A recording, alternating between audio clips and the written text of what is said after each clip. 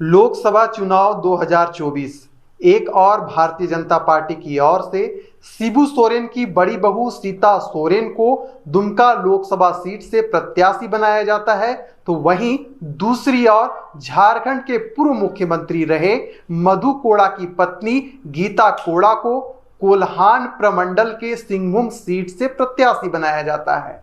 उम्मीद की जा रही थी कि दोनों दिग्गज मिलकर भारतीय जनता पार्टी की झंडा संथाल और कोल्हान प्रमंडल में फहराएंगे, लेकिन ऐसा कुछ भी नहीं हुआ।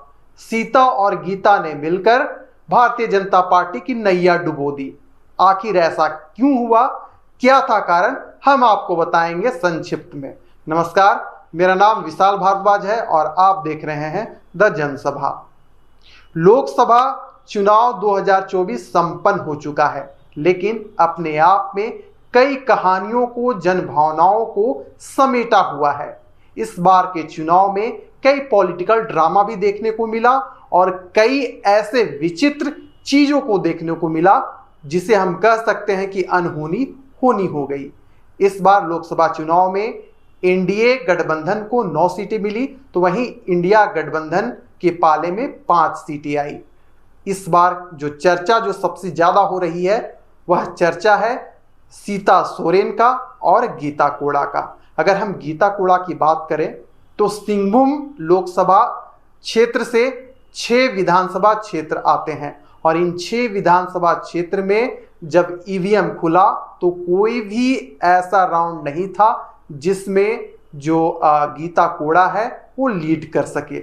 आखिरकार परिणाम आया और 1,68,402 वोट से जो गीता कोड़ा है जोबा मांझी से चुनाव हार जाती हैं। अगर हम दुमका की बात करें तो 22,527 वोट से सीता सोरेन नलिन सोरेन से चुनाव हार जाती है। समीक्षा बैठक हुई, सब चीजों को तराशा गया और जो सामने आया वह यह आया कि भारतीय जनता पार्टी के अंदर ही अंतर कला था।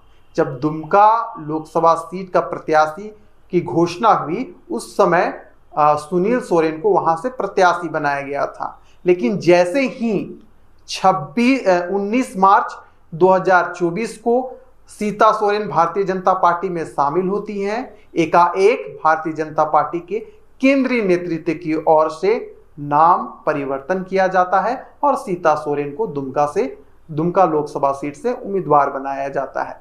और जब परिणाम आता है तो बिल्कुल भारतीय जनता पार्टी के विपरीत जाता है। अगर हम समीक्षा की बात करें तो सामने निकलकर यही आ रही है कि सिकारीपाड़ा जो विधानसभा क्षेत्र है, जामताड़ा विधानसभा क्षेत्र है और सारठ विधानसभा क्षेत्र है, इन 3 विधानसभा क्षेत्रों में सीता सोरेन को बहुत ही कम वोट मिला और यही कारण रहा कि सीता सोरेन चुनाव हार गई। मुस्लिम तुष्टीकरण, ईसाई वोट बैंक इसका सबसे बड़ा कारण रहा, ऐसा भारतीय जनता पार्टी के जो कार्यकर्ता हैं, नेता हैं, वह बता रहे हैं।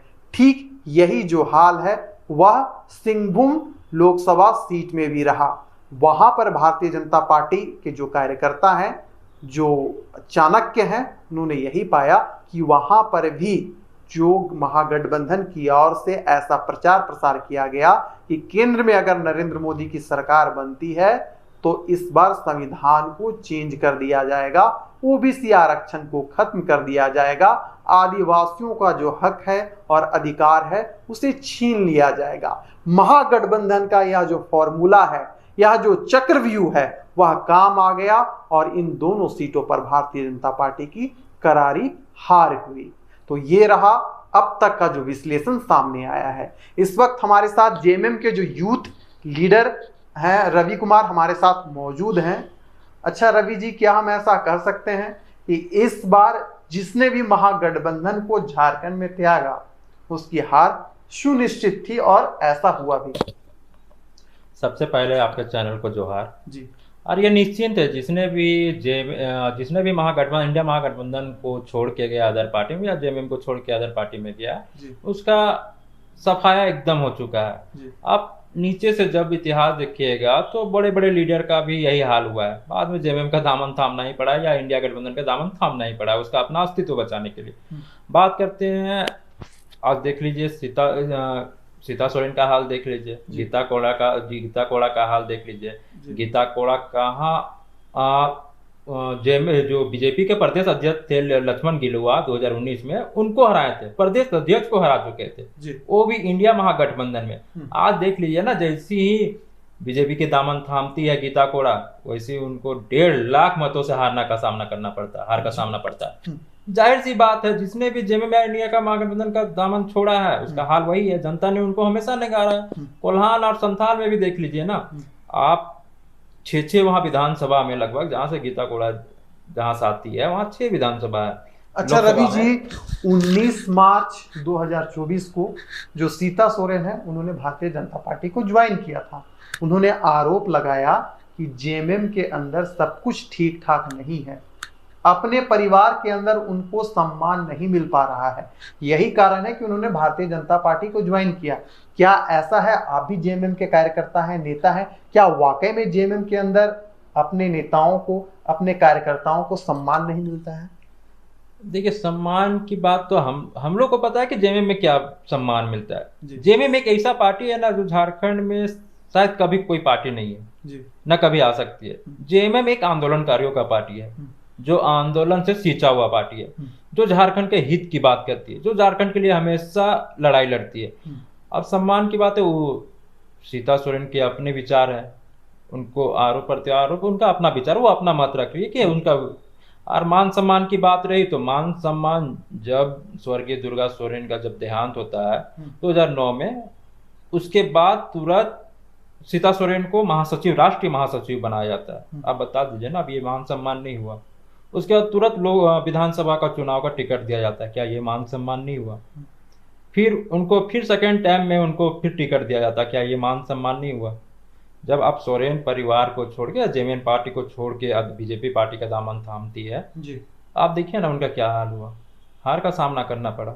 अच्छा, गीता कोड़ा की अगर हम बात करें तो जो आरोप है सीता सोरेन ने लगाया था, ठीक उसी प्रकार गीता कोड़ा ने भी लगाया था कि कांग्रेस के अंदर कार्यकर्ताओं को सम्मान नहीं मिलता है, परिवारवाद फैला हुआ है पार्टी के अंदर। ऐसा है कुछ क्या? अभी आप लोग महागठबंधन में हैं। परिवारवाद का बोलिएगा तो आप बीजेपी का जितने भी बड़े बड़े लीडर है, आप देख लीजिए ना, किसमें परिवारवाद नहीं है।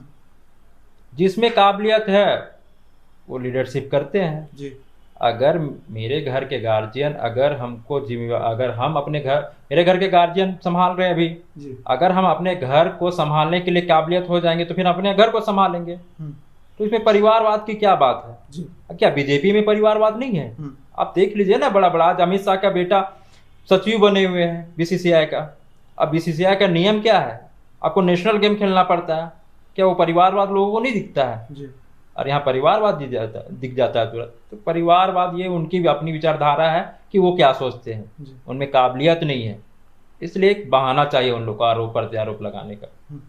चलिए, तो 2024 लोकसभा चुनाव संपन्न हो चुका है, समीक्षा बैठक जारी है। जो भी एनडीए गठबंधन के अंदर जो पार्टी है या इंडिया गठबंधन के अंदर जो पार्टी है, सभी अपनी अपनी ओर से समीक्षा बैठक कर रहे हैं। लेकिन एक बात तो तय है कि सीता और गीता ने वाकई में मिलकर, जैसे ही उनका पदार्पण भारतीय जनता पार्टी के अंदर होता है और जो उम्मीद भारतीय जनता पार्टी की ओर से की जा रही थी, उस पर खरा ये दोनों नहीं उतरती हैं। अब विधानसभा का चुनाव आ रहा है, ये देखने वाली बात होगी कि क्या फिर से भारतीय जनता पार्टी सीता और गीता को अपने अपने विधानसभा क्षेत्र से मौका देती है।